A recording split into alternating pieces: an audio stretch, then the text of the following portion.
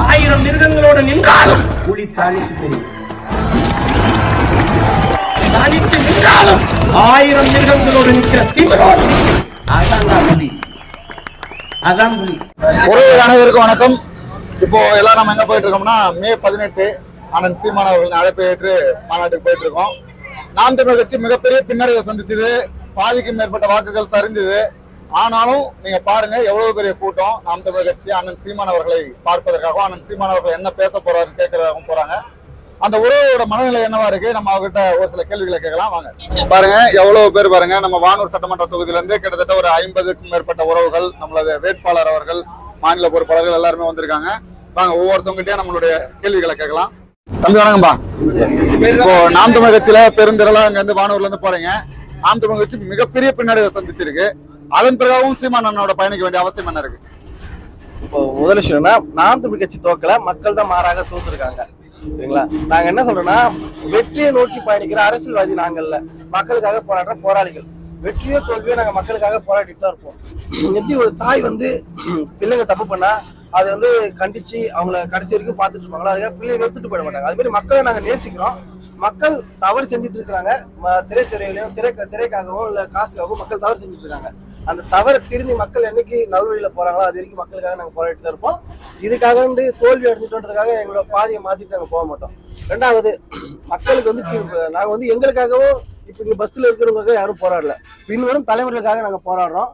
பின்வரும் தலைமுறைக்காக போராடணும்னா நம்ம கொஞ்சம் பொறுத்து தான் ஆகணும். அண்ணன் சொன்ன மாதிரி காலம் ஒரு சில விஷயத்த விலை கொடுத்தாங்கன்னா பொறுமை நமக்கு தேவைப்படுது. அதனால நாங்க பொறுத்து இருப்போம். தோல்வியெல்லாம் எங்களுக்கு ஒரு பிரச்சனை இல்லை. நாங்க அண்ணன் கூட தான் கடைசி வரைக்கும் பயணிப்போம். தம்பி வணக்கம்பா. வணக்கம்ண்ணா. அப்போ பெரிய பின்னடைவை நாம் தமிழர் கட்சி சந்திச்சிருக்கு. வாக்குகள் பாதியா சரிஞ்சிருக்கு. அதன் பிறகாகவும் நாம் தமிழர் கட்சியில பயணிக்கிறீங்க. அண்ணன் சீமானை நோக்கி இங்க பெரும் திரளா அங்க இருந்து வானூர்ல இருந்து போறீங்க. என்ன காரணம்னு தெரிஞ்சுக்கலாமா? என்ன காரணம்னா, சீமான் அண்ணனுடைய கொள்கை எனக்கு ரொம்ப பிடிக்கும். அவர் பேசுற பேச்சு ரொம்ப பிடிக்கும். அதனால என்னதான் நாங்க எத்தனை தடவை நாங்க தோல்வியை நாங்க இது பண்ணாலும் நாங்க எப்பயுமே சீமான் அண்ணன் பின்னாடி தான் இருப்போம். எதனாலனா நாங்க சீமான் அண்ணனுடைய பிள்ளைகள். தம்பி வணக்கம்பா. வணக்கண்ணா. நீங்க சொல்லுங்க, இவ்வளவு தோல்விக்கு அப்புறமும் நாம் தமிழர் கட்சியில அண்ணன் சீமான் கூட பயணிக்கிறதுக்கான காரணம் என்ன? காரணம் என்னன்னா, இப்போ நம்ம 4% ஓட்டு தான் வாங்கியிருக்கோம். அது 1% ஆனாலும் சரி தான், 0.1 ஆனாலும் சரி தான், நம்ம கடைசி வரைக்கும் மேற்கொள்ள மட்டும்தான். எதிர்க்காகவும் நாங்க திராவிட கட்சிகளோட பயணிக்க மாட்டோம். அதனாலதான் சீமான் அண்ணன் சந்திப்போம். சிறப்பு சிறப்பு, நன்றி அண்ணா. வணக்கண்ணா. வணக்கண்ணா. இப்போ நாம் தமிழர் கட்சி மிகப்பெரிய பின்னடைவை சந்திச்சிருக்கு.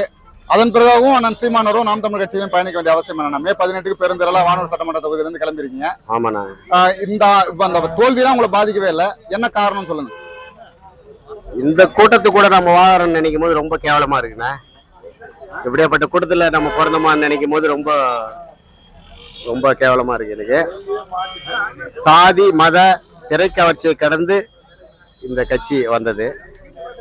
இத தெரியாத அந்த மக்கள் கூட பயணிக்கிறோமான்னு நினைக்கும் போது ரொம்ப கஷ்டமா இருக்கு. இந்த மக்கள் கூட நம்ம பிறந்துட்டோமான்னு ரொம்ப வலி வேதனையுமா இருக்கும். இருந்தாலும் இதை கடந்து நம்மளால போக முடியாது. இப்படிப்பட்ட சமூகத்தை விட்டுட்டு நம்மளால நகர்ந்து போக முடியாது. அண்ணன் இறுதி வரை எந்த நோக்கத்துக்கு ஆரம்பிச்சாரோ அது இறுதி வரை உறுதியாக தான் இருப்பாரு. அதனால நாங்க தொடர்ந்து அண்ணன் கூட பயணிப்போம். சிறப்புண்ணே, ரொம்ப நன்றி. நாம் தமிழர் கட்சி மிகப்பெரிய படுதோல்வி அடைஞ்ச பிறகும் இப்ப மே 18 அண்ணன் சீமான் அழைச்சாரோன்னு இவ்வளவு பெரும் கூட்டமா போறீங்க. இவ்வளவு நடந்த பிறகும் அண்ணன் சீமான் கூட பயணிக்கணும்னு என்ன அவசியம் இருக்கு? இந்த மண்ணையும் மக்களையும் நேசிக்கக்கூடிய ஒரு ஆள் நமக்கு தேவைப்படுறாங்க. அப்படின்னு பார்த்தோன்னா இந்த அரசியல் காலத்துல மற்ற யாருமே நான் நினைச்ச அளவுக்கு யாரும் இல்லை. இப்போ அவர் ஒரு ஆள் தான் பேசிட்டு இருக்காரு. அதுக்காக அவர் கூட பயணிக்கணும்னு நான் நினைக்கிறேன். அதுவும் இல்லாமல் நம்ம தேர்தல் காலத்தில் தான் தோத்துட்டோமே தவிர போராட்ட காலத்தில் தோக்கலை. நம்ம தேர்தல் காலத்துலையும் வெற்றி பெறணும்னு நம்புகிறேன். அதனால் அவர் கூட சேர்ந்து பயணிக்கிறேன்.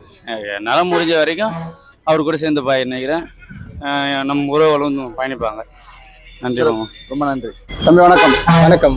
நாம் தமிழர் கட்சி பெரிய தோல்வியை சந்திச்சிருக்கு. வாக்கு பாதியா சரிஞ்சிருக்கு. அதன் பிறகும் அண்ணன் சீமான் கூட பயணிக்க வேண்டிய அவசியம் என்ன இருக்கு?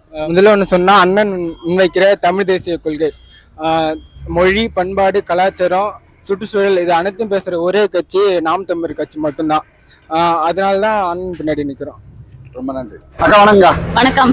நாம் தமிழர் கட்சி மிகப்பெரிய வீழ்ச்சியை சந்திச்சிருக்கு. வாக்கு பாதியா சரிஞ்சிருக்கு. அதன் பிறகாகவும் ஒரு பெருந்திரளா அண்ணன் சீமான் கூப்பிடுறாருன்னு மே 18 கிளம்பிருக்கீங்க. இவ்வளவு நடந்த பிறகு அண்ணன் சீமான் கூட பயணிக்கணும்னு என்ன அவசியம் இருக்கு? தமிழ்நாட்டுல பிறந்து தமிழரா வளர எனக்கு அப்புறம் அது இனப்பற்று இருக்கிறதுனால தான் நான் நாம் தமிழர் கட்சியில பயணிக்கிறேன். அதே மாதிரி தமிழர்களுக்கு என்னென்ன தேவையோ அது எல்லாத்தையும் எடுத்து சொல்றாரு. எதிர்கால தலைமுறைக்கு என்னென்ன தேவையோ அதெல்லாம் நம்மளுக்கு இப்போ வழிகாட்டுறாரு. அது அவர் கொள்கை பிடிச்சிருக்கு. அதனால அது வீழ்ந்தாலும் தோத்தாலும் தமிழ் தேசியம் பின்னாடி தான் நாங்கள் நடப்போம். சரிக்கா, சிறப்பு. வணக்கம். வணக்கண்ணே. நாம் தமிழ் கட்சி மிகப்பெரிய தோல்வியை சந்தித்த பிறகாகவும் இவ்வளவு நடந்ததுக்கு அப்புறமா அண்ணன் சீமான் கூட தான் பயணிப்பேன் அப்படின்னு உறுதியா மே 18 கிளம்புறீங்க, என்ன காரணம்? அது என்னன்னா, நம்ம தனிப்பட்ட சீமான் மீது சில குற்றங்களை சொல்லுவாங்க, அவதூறுகள் சொல்லுவாங்க. அது இல்லாம சீமான் கொண்ட கொள்கையும் அவர் முன்வைக்கிற தமிழ் தேசிய அரசியலும் அது இனிமே தடமாறாத போற வரைக்கும் அண்ணனோட எப்பவுமே நாங்க உறுதியா இருப்போம். அதுக்காக தான் நாங்க பயணிக்கிறது. மற்றவங்க சொல்றாங்க வாக்கு சரிஞ்சிச்சு, வாக்குக்காக நாங்க இது பண்றது கிடையாது. எங்களுக்கான வெற்றி கண்டிப்பா இருக்கும். அதை நோக்கி நாங்க பயணப்படுவோம். நன்றி. சிறப்பு, மகிழ்ச்சி. வணக்கண்ணே. வணக்கண்ணே. நாம் தமிழ் கட்சி சார்பா வேட்பாளராக போட்டிட்டீங்க. ஆனா வாக்கு எதிர்பார்த்த அளவுக்கு வரல. எப்படி இருக்கு உங்களோட மனநிலை? நம்ம மனநிலை என்னன்னா, நாம் தமிழ் கட்சி களத்துல நிக்கிறோம் அப்படின்னும் போது அது உறுதியான ஒரு மனநிலை கொண்டவர்களால் மட்டும்தான் நாம் தமிழ் கட்சியில முதல்ல நிக்க முடியும். வெற்றி தோல்விகளை அற்ப தோல்வியில பார்த்துட்டு நம்ம வெற்றி அடையலையே அப்படின்னு கருத்துல எடுத்துக்கிட்டு அதை நினைச்சு அப்படியே சுணக்கமாகிட்டு தேர்தல் தோல்வியை பார்த்துட்டு அப்படியே வீட்டுல போய் படுக்கிற பிள்ளைங்க யாரும் நாம் தமிழ் கட்சி பிள்ளைங்க கிடையாது. நாங்க பார்க்காத தோல்வி கிடையாது. ஒரு பூத்துல 0 விழுந்த பூத்துல நாங்க பார்த்துட்டு அந்த இடத்துல சுழியத்துல இருந்து ஆரம்பிச்சு 100க்கும் மேற்பட்ட வாக்குகளை ஒரே வாக்குச்சாவடியில வாங்கக்கூடிய ஒரு வல்லமையை நாம் தமிழ் கட்சி உருவாக்கி இருக்கு. அந்த சமயத்துல இந்த தேர்தல் தற்காலிக தோல்வி. நாங்கள் நிறைய பேர் நீங்க சொல்லுவது நாம் தமிழ் கட்சி பின்னடைவை சந்திச்சிருச்சு, நாம் தமிழ் கட்சி தோல்வி விட்டுருது, அதெல்லாம் கிடையாது. நாங்கள் தேர்தல் அரசியல்ல தான் தோல்வி விட்டுறோம். ஆனா நடப்பு அரசியல்ல, கள அரசியல்ல, யதார்த்த அரசியல்ல நாம் தமிழ் கட்சி வீழ்த்துறதுக்கு எந்த ஒரு அரசியல் சக்தியும் இங்க கிடையாது அப்படின்றத முதல்ல புரிஞ்சுக்கணும். இந்த மாநாட்டு பயணம் எதை நோக்கி அப்படின்னா, வழக்கமாகவே நாங்க மாநாடு அப்படின்னா நாங்க ஒரு இணையவெழுச்சி மாநாடுகளை பங்கேற்று எங்கள் இனம் கொன்றொழிக்கப்பட்டது அந்த நினைவை அனுசரிக்கிறதுக்காக நாங்க இணையவெழுச்சி மாநாட்டுல பங்கேற்போம். ஆனா இதுவரை நடந்த இணையவெழுச்சி மாநாட்டை காட்டிலும் இந்த மாநாடு மிகப்பெரிய எழுச்சியாக நடைபெற்று வருகிறது. எல்லாருமே இந்த மாநாட்டுல பங்கெடுப்பதற்கான காரணம் என்னன்னா, கடந்த முறை நடந்த மாநாட்டுல மிகப்பெரிய ஒரு வரலாறு காணாத கூட்டத்தை நாங்க மக்களின் மாநாடுல நாங்கள் கூட்டியிருந்தோம். அப்படிப்பட்ட ஒரு மாநாடை நாங்க நடத்தினோம். அதன் பின்னாடி நாங்கள் தேர்தலில் ஒரு பாதி சதவீதம், கிட்டத்தட்ட பாதி வாக்குகள் நம்ம பறி கொடுத்த போதிலும் நாம் தமிழ் கட்சி வீழ்ந்து விட்டது, நாம் தமிழ் கட்சி இனி தடைக்காது அப்படின்னு இருக்கிறவங்க மத்தியில நாங்க இருந்துட்டு தான் இருக்கிறோம். நாங்க உறுதியோடு இந்த களத்துல நிக்கிறோம் அப்படின்னு காட்டுறதுக்கான ஒரு மாநாடு. அதையும் தாண்டி இதுவரை தேர்தல்ல மட்டும் இல்லாம இந்த ஊடகங்களால் புறக்கணிக்கப்பட்ட ஒரு கட்சி நாம் தமிழ் கட்சி. அதிலும் சீரிய சித்தாந்தம் கொண்ட, மக்களுக்கு நல்ல திட்டங்களை கொண்ட ஒரு ஆகப்பெரும் ஒரு அரசியல்வாதி அண்ணன் சீமான் அவர்கள். ஒரு மிகப்பெரிய தலைவன், ஊடக இருடடி செய்யப்பட்ட ஒரு தலைவன். இது வரைக்கும் ஒவ்வொரு ஊடகத்தையும் சந்திச்சு தன்னுடைய கட்சி கொள்கை கோட்பாடு இந்த மக்களுக்கு நடக்கக்கூடிய அநீதிகள் எடுத்து பேசிய மனுஷன் முதல் முறையாக ஊடகங்களை புறக்கணித்தார். தேர்தல் முடிவுகளுக்கு பிறகு இது நாள் வரையிலும் அண்ணன் சீமான் அவர்கள் எந்த ஊடகங்களிலும் பேசுறதில்லை. பொது காலத்துல இன்னுமே அவர் பேசல. முதல் முறையாக தேர்தல் முடிவுகளுக்கு பிறகு அண்ணன் பேசக்கூடிய மாநாடு இது. நாங்கள் மட்டும் இல்ல, உலகத் தமிழர் அனைவரும் அண்ணன் சீமான் என்ன பேச போறார் அப்படின்றத உற்று நோக்கிறதுக்காக இந்த தினம் இருக்கு.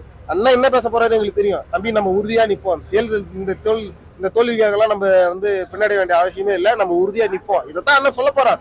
ஆனா அந்த வார்த்தைகளை, அண்ணனுடைய வார்த்தைகள், அண்ணனுடைய வாயிலிருந்து வருவதை நாங்க எதிர்பார்த்து இந்த மாநாட்டுக்கு நாங்க பயணப்பட்டிருக்கோம்.